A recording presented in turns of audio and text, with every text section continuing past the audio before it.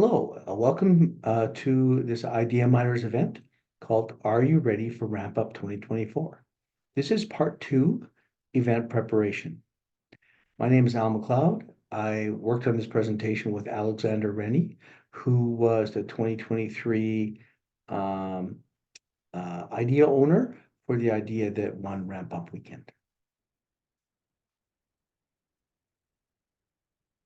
So I'm a technologist and innovator who retired in 2019. Now I volunteer with most of the different academic institutions in Manitoba, like Red River College Polytech, U of M, U of W, and COMIT. I work on collaborations and projects and training and all kinds of events with them. I'm the chair of the ACE Project Space Advisory Committee.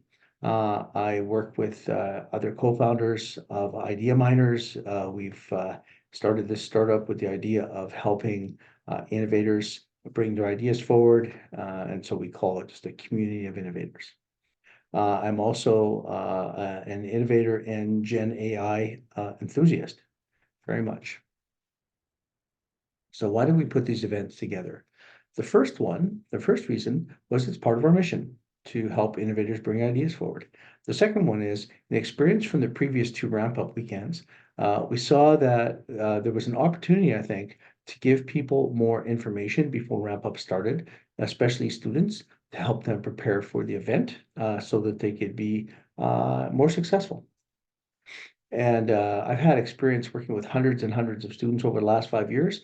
And I've seen how innovative today's college students are, and I'm always flooded with students saying, "Hey, we have ideas. I have an idea. Would you like to listen to my idea?" So this is a great opportunity to have a collision between Ramp Up and students, and try to introduce students to the competition.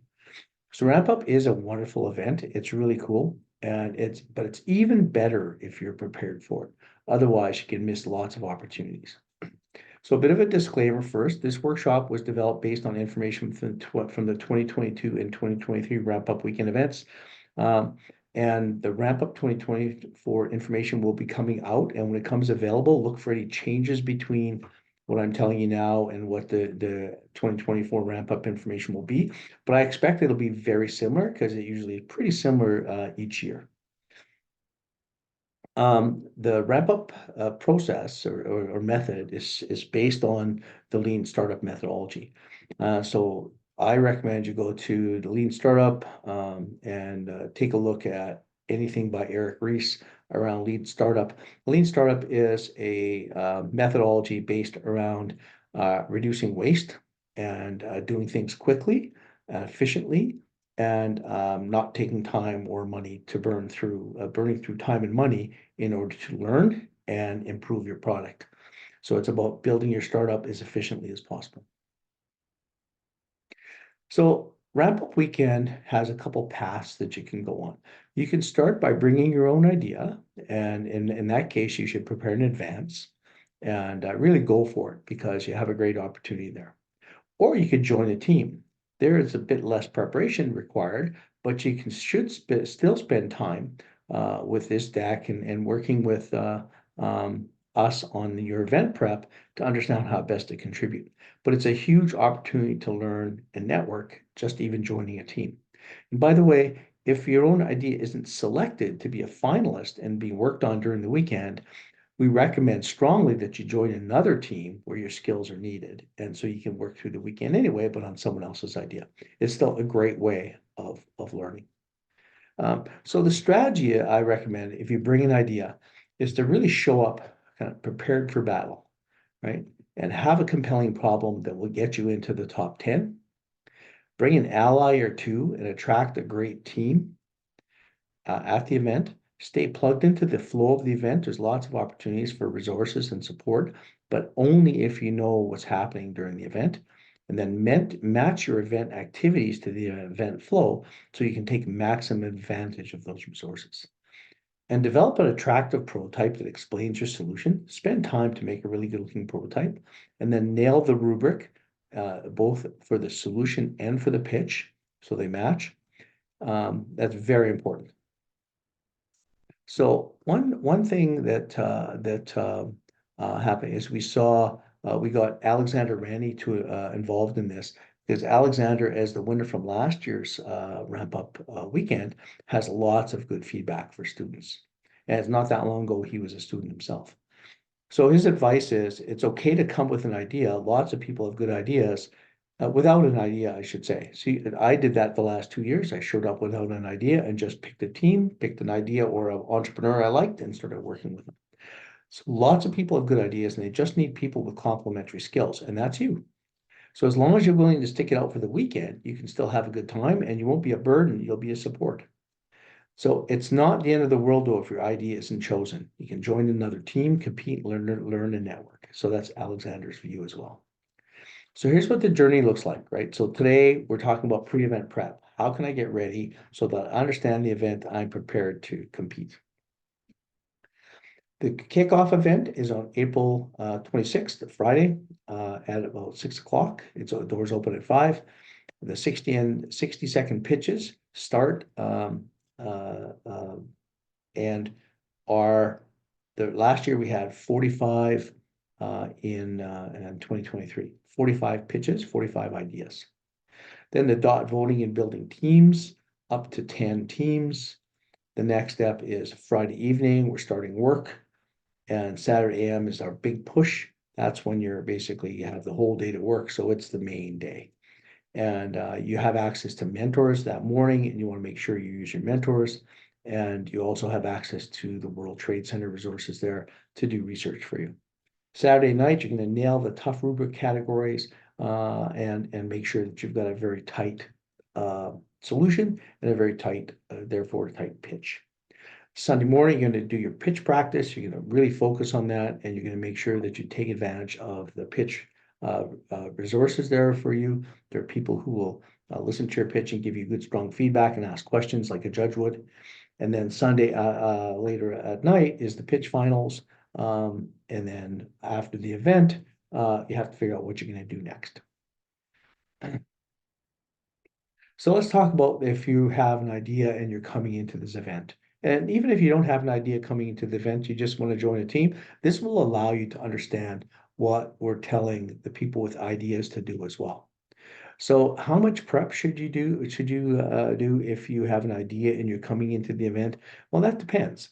If you love your idea or your problem area and you really want to work on it, then what's the risk of doing a little extra work? There's nothing. You're just working on your idea.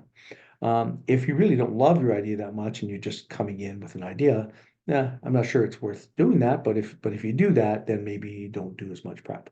But if you truly love your idea, then there's no harm in doing preparation. So make sure your problems worth solving. Do that research. Make sure your solution is really great. So spend some time on that and talking to customers about the feedback on the problem and the solution, even talking about whether or not they buy your solution, even doing pre-orders, talking to provincial partners. Are there businesses who would love to see your solution, either for them or for their customers? Could you get a letter of intent, for example? And then from a competition perspective, doing research, leveraging Gen AI, understanding who your competitors are so that you understand how would you compete with them. What's your unfair advantage? How are you different from them? From a business model perspective, you can use a tool called Zigzag, which really allows you to develop things like your lean canvas. It allows you to build out your startup based on prompts. There's other Gen AI solutions as well. Then you can develop a prototype, which explains your solution and generate more ideas from it. And even like a napkin sketch going in, at least you have something that you can show to explain to people. BYOT is just about bringing your own team. And so there you might want to bring one person or two who are strong allies, have complementary skills you're used to working with, who can really do a good job, and then add to your team at the event. You want to understand the event so you can increase your confidence and have a smoother event, but know when you can get those resources and make sure you leverage them as early as possible. And then finally, your second 60-second pitch, prepare and practice and leverage generative AI. So let's talk about that 60-second pitch here. So use generative AI to gather the research, but talk to real customers, of course. Use Gen AI to hone your pitch, your problem, and your concept. You can use it for all of that. And then practice your 60-second pitch and get feedback. And then when you're standing against the wall with your idea and it's being voted on, You want to lobby, get people to vote for you and actually get people to join your team. So the 60-second pitch in summary is about getting the crowd to understand and care about the problem you have. Get them excited about the thought of a startup focused on solving the problem and to want to be on your team. So at the last event, I ended up on the team with a fellow named Jeff Morissette, and his idea was called Safe Escape, and it was about making sure that if you're in a house that's full of smoke and on fire, that you have a way to get out of and there was a lighting system to get out of the building. And so it wasn't hard to get people to understand and care about the problem. The challenge we had as a team was it was a very complex solution and very hard to prototype in a short period of time like we had. But what was important is the customers actually, our crowd actually understood and cared about the problem. And we actually got a few people to be on the team, which was good. So we got a good team. So now let's talk about 60-second pitch. So you want to make sure you practice it and get good at it and be prepared to deliver it. So I have this idea that's been in my head for quite a while now, and I don't know if I'll ever do it, but I like the example. And it's called Career Craft is the company. So let's go. So hi, my name is Al McLeod. Did you know that young individuals in college or earlier in their careers often struggle to navigate their paths and build successful careers? This is a massive opportunity in the career development market, estimated to be worth billions in the US alone. My idea is CareerCraft, a comprehensive platform and mobile app based on the framework in Reid Hoffman's brilliant book, The Startup of You, that serves as a personalized career and life guide for young people. The plan is to use AI-driven guidance and support to help users develop and maintain their career plans, build essential skills, strategically expand their network, and enhance their unique value proposition. Unlike other solutions, CareerCraft provides a holistic approach to career planning, including mock interviews, job opportunity recommendations, and tailored feedback for growth. I'm here to build an experienced team, including experts in career development and AI technology, dedicated to empowering individuals to create fulfilling career paths aligned with their values. Come join me on this journey to transform the way young people navigate their careers and lives. Thank you. So that's a 60-second pitch. So now the next step is, this is what the scoring rubric looked like last year. And so these 10 elements are key to putting together your solution and doing your pitch, because the judges will be scoring each of these rubric elements out of 10. And so if you don't have really have you followed this rubric and others have, you won't win. So here we go. So what can you figure out in advance of the next? So take CareerCraft, right? I haven't built CareerCraft yet. It's not a company, it's nothing, it's an idea. I know it's a problem and I've got an idea, but that's as far as I've come. But I've identified it as a really large problem. The world isn't getting simpler. Students are having challenges with their careers. I know they are. I talk to them all the time. It's a challenging time for them, and it's not getting easier. So it's a massive problem. And I think we have something that with the work on the weekend, we could create a clearly defined product or service. I have a concept in my head that we can build into a service. And we can build a prototype. So I've got a napkin sketch I've already done. We can build a prototype quickly. The business and revenue model, I already know it's probably going to be ad supported, maybe some premium services, and certainly some kind of affiliate revenue for partners, like people looking for employees and things like that. The go-to-market strategy is that we're going to leverage the network effect. So as we bring on students, the idea is those students will network out with other students and bring their friends on board. That's the goal. From a traction perspective, we're already in the process of figuring out how we could get, I'm already in the process, I should say, of figuring out how I could get people to sign up for a beta and maybe have them try to prototype and indicate their interest in our product. Our competition, we've already identified that and we understand how we are have a unique value proposition. There's nobody doing exactly what we're doing. There's people trying to do parts of it, but nobody exactly like us. The financial projections, that's during the event, we'll come up with our sales projections and we'll use someone from the mentors to help us. We already have a couple of members of the team. I'm going with another fellow who I know, another person I know, and we'll pick a couple of people there to work with us, and that'll be our team. And we'll probably pick a mentor to put as well for our company. From a scalability perspective, it's software, very scalable. We don't see hiring lots and lots of people. It's more like a Facebook model, a LinkedIn model. We may have people doing marketing and things like that, but we don't have to scale our staff as we scale the solution in one for one or anything like that. So that is how I basically now have already laid out, here's what I think our solution looks like, not even close to finished, but the idea is going into the weekend, I already have some ideas. I could sit down and talk to our team about it, get feedback from them, and we'll go from there. So now you want to build your team. So yeah, I said, bring a few skilled allies if you can. That's great. So if you have a couple people who have complementary skills, bring them for the event. That's great. They can be on your team. Otherwise, you're going to be meeting people when it's time for them to do the voting on the projects, and you're going to be trying to convince them to come to your team. But you really want people of the kind of people you want, right? So if you have a pretty simple solution like our career graph solution, we may want somebody at least with a bit of AI background who could talk intelligently to it. I don't think we need to spend a lot of time with back-end developers in that. I really don't think we need that. But what we do need is we need marketers and graphic designers and things like that because we want to create a great prototype and we want to be able to talk to marketing and stuff like that. And then we need to understand our sales projections, our financials, and business expertise. And I think that I would provide probably most of the business expertise, and I would look to a couple mentors for the financials and maybe try to get someone with a sales view on our team because it's going to be about scalability and traction.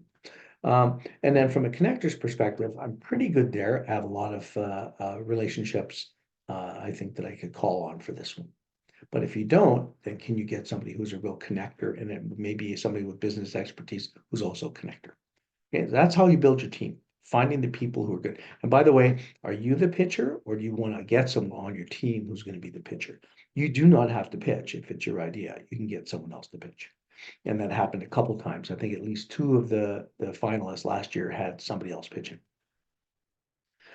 So there's also the mentors and skills. So Rampup 2022, this is what they put out. Mentors with background. They were asking for mentors with backgrounds in marketing and branding, UI, graphic design, accounting, business advising, all sorts of different things.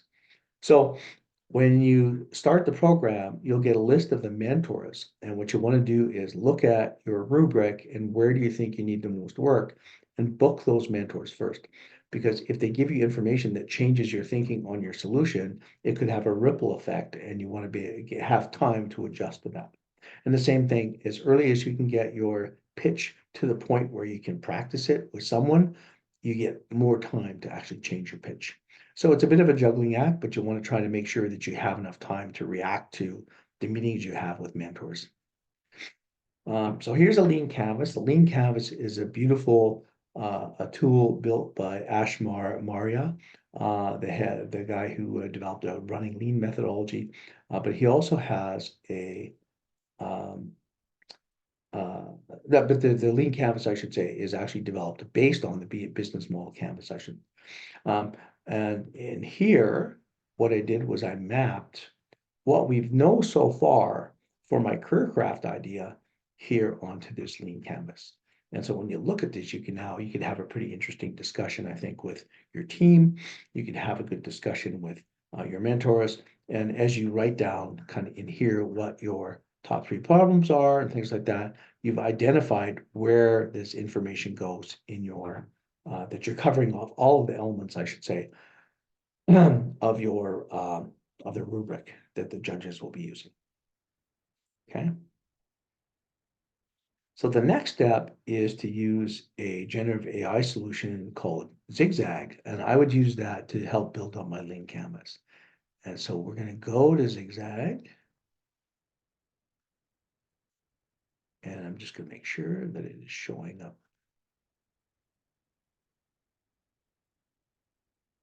properly here.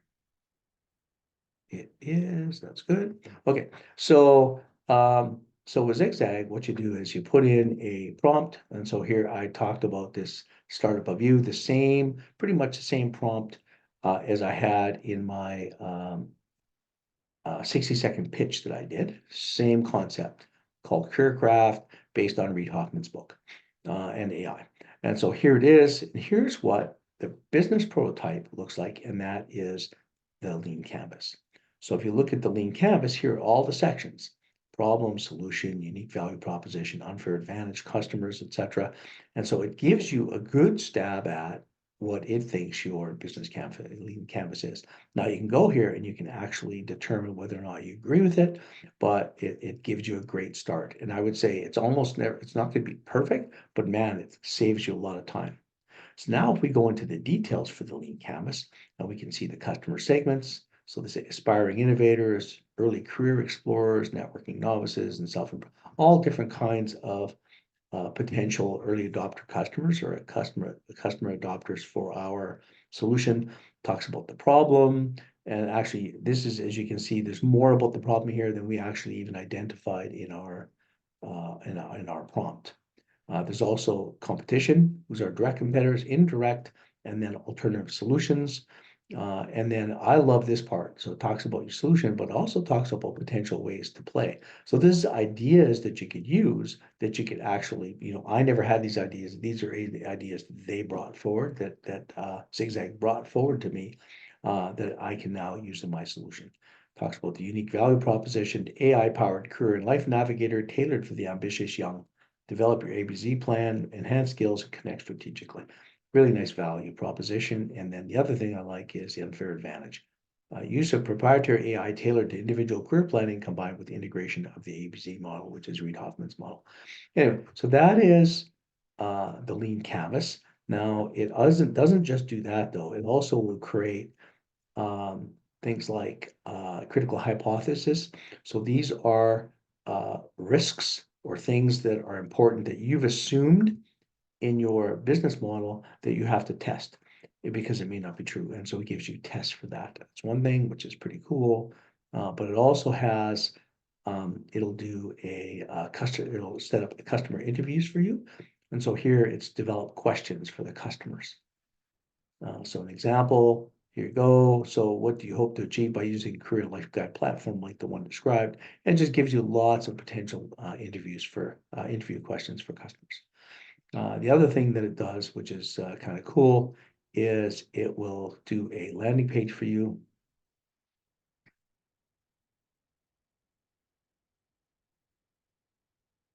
So, and which is pretty cool. Okay. And then it'll do start naming. It'll give you a bunch of potential names for your company. It will also do what they call a brand wheel. And a brand wheel here, it talks about like your mission, vision, brand values, and then it'll craft an elevator pitch for you. So part of my 60-second pitch comes from this elevator pitch. So that's, like I said, pretty cool. And that is Zigzag. And I use that for any new startup that I'm working on or any idea I'm working on. I take a first shot at it with this. I start with a simple prompt and then I make the prompt more complicated over time. Okay, so that is Zigzag.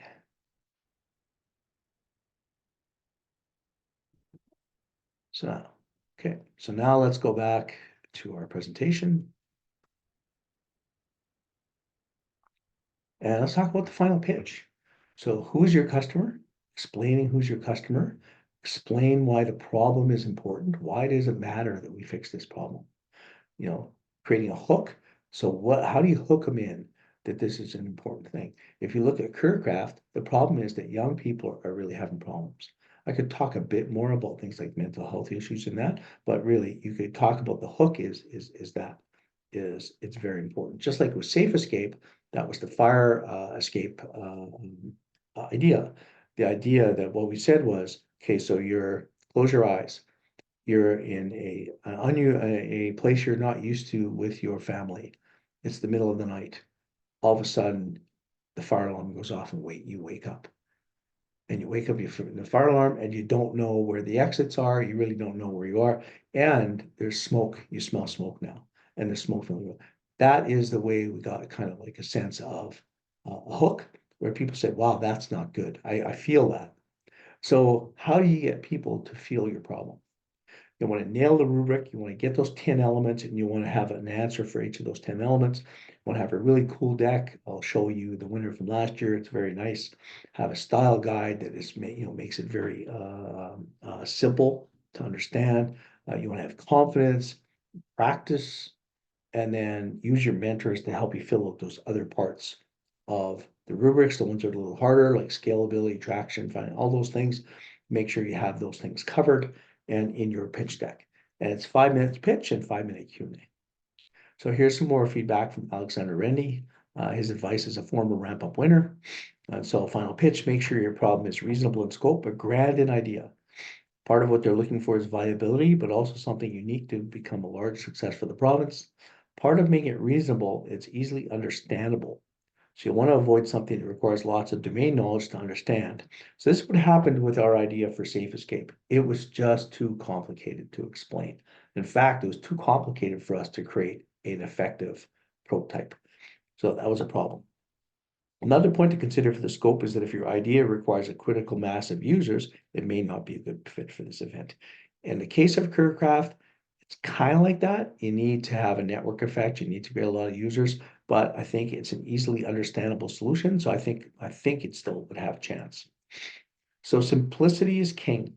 Your presentation should focus on what the core of your idea, and they left lots of cool additional features out because they were testing it and it was too complicated.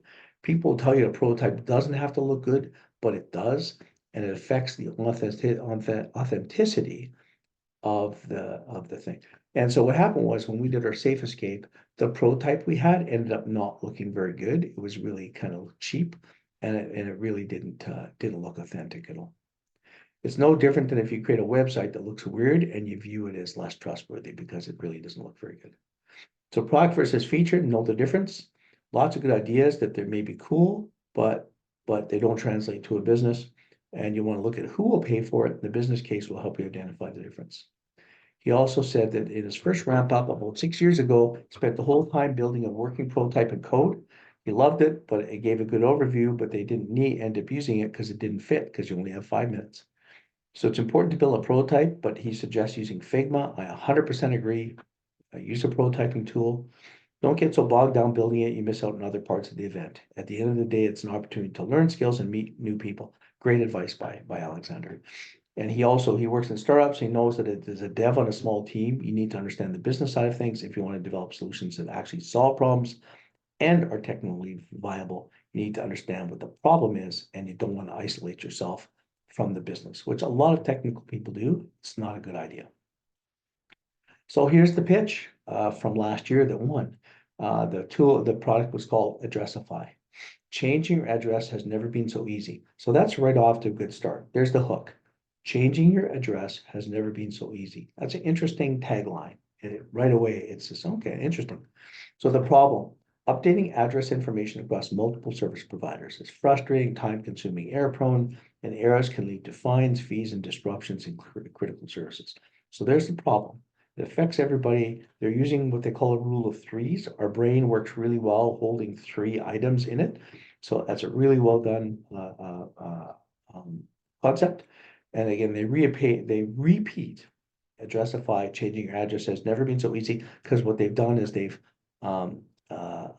surrounded the problem with the solution. So Addressify automates and streamlines the process of updating address information, one place to update, and dozens of services. So it's just emphasizing simplicity and convenience. Here's the prototype. They've got a QR code to add your name to a beta. And then they've got a prototype here, mobile app that they can show some of the pieces of the product. So the business model, super simple, free to sign up and register services. It doesn't get much simpler than that. And then a pay per use, $25, and that's it. You're done. Each time you use it, $25, very simple. And what they've got down here is a bunch of services like phone companies and banks and hydros and all these different companies where you might have your address stored and want to change it. Really clever move. So what's your go-to-market strategy? Well, from an individual perspective, for business to consumer market, they want to focus digital and print marketing on brand recognition and awareness. and get out there and let people know the solution exists. From a business to business perspective, you have partnerships with real estate providers, mortgage brokers, and home service companies, all organizations that are in contact with people who want to have their address changed because they're doing some change. Movers, HVAC, cleaning, all those kind of things are the home services companies. So traction from an individual or B2C market, the product is in beta for select users. You can sign up. They have over 20 users on the wait list over the weekend, and they have good feedback and market validation. From attraction from a B2B market, I love this one. They negotiated an LOI with a national real estate brokerage who intends to give it away as a free value add service. Now, if you make a couple of thousands of dollars on a home sale, giving away $25 or less if you get it wholesale price for an address change is pretty easy to do. And it's representing over $4 million in pre-sales their first year. So their competition, they have indirect competitors in Canada Post and USPS with mail forwarding, and private companies like Updater and Moving Waldo, but they don't have automation and they're focused solely on moving companies. So they come at it from the moving company side versus the real estate side. So they're limited to 0 direct competitors and based on data from the World Trade Center, Winnipeg, and Ibis World. That's where they got their data from. So from a scalability perspective, the core technology is lightweight, already in beta, purely software-based, so it's very scalable. The scalability requires us to hire and work with 1 to 2 policy experts remotely in each region across North America because of compliance and process management issues. So what they're doing is they're dealing with lots of banks and insurance companies and government agencies, etc. And I guess the idea is they have to make sure they're doing it right, and it will be different in every jurisdiction. So the projections, they have good sales projections of 8 million in year 1 and 25.1 million in year 2. And they talk about their team just a little bit. They have a mix of industry expertise with previous startups in tech and real estate. I like to put the people up there to show the people so that they know who you're talking about. And the dev team built the beta in less than 48 hours. I love this ending. Just try to keep up. The Addressify team is on the move. Nice cheeky ending. So it's a memorable ending. End, really good pitch. Nailed the rubric. Very, very well done. So here's some analysis of recent winners. So they've been well prepared for the event. They bring a compelling problem to the table. They bring a strong solution to the table. They have good looking basic UI UX prototype that explains the solution. Nothing overdone because it's not needed for an event like this. Basic UI that looks good. Strong team, confident team who leveraged their mentors in the World Trade Center, as you just saw. They nailed the rubric. They tried to score in every single category, and they had a great pitch. And certainly, I would say Addressify nailed that. 2022, the winner was this one, which was a solution for bridge maintenance to make sure that bridges don't fall down, to modernize the bridge maintenance process. And certainly it was a big problem. And I think that's the reason they won, is they really articulated clearly a large problem that needed solving. In 2023, we just went through the pitch. I think that they really nailed it. Of all of the different these ones I've looked at, I think this one nailed the rubric the best, kind of all the different solutions I saw. So let's conclude here. So was your top idea? Did you bring an idea in? Was it in the top 10? If it wasn't in the top 10, you should consider joining another team to help with your idea. And then once you've done that, you can work with idea miners to evaluate and develop your own idea that didn't get selected. If it did get selected, did you win first or second? If you do, then congratulations. You've got some money, you've got some surprises, and work with idea miners to take advantage of that win and advance your idea. And if you didn't win, then still congratulations for being selected to compete, selected for the finals. And sorry you didn't win, but now you can dust yourself off and work with us at Idea Miners to advance your idea. But most of all, congratulate yourself for putting yourself and your idea out there. And I certainly hope you have a really great experience. And part 3, we're going to give you the opportunity to work through some workshops as well. And that is it. That concludes our session.